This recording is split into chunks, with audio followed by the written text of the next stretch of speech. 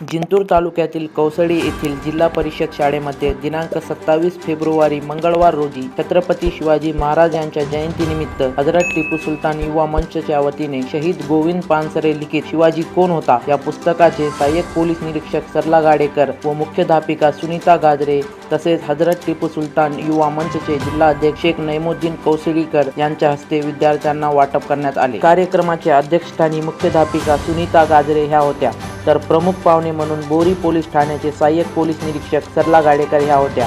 हजरत टिपू सुलतान युवा मंच महापुरुषांच्या जयंतीनिमित्त विविध उपक्रम राबवत आहे।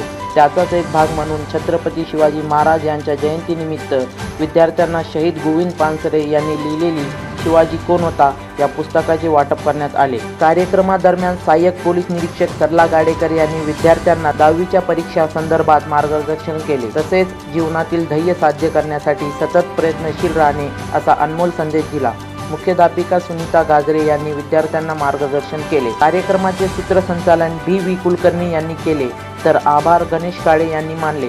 या कार्यक्रमात शिक्षक गजानन पांचाळ, मनोज भालेराव, शिक्षिका मीरा कुंभारे, सुरेखा खरटमोल, सपना वैद्य, हाजरा शेख, उषाबाई शेळके यांच्यासह विद्यार्थी-विद्यार्थिनी उपस्थित होते।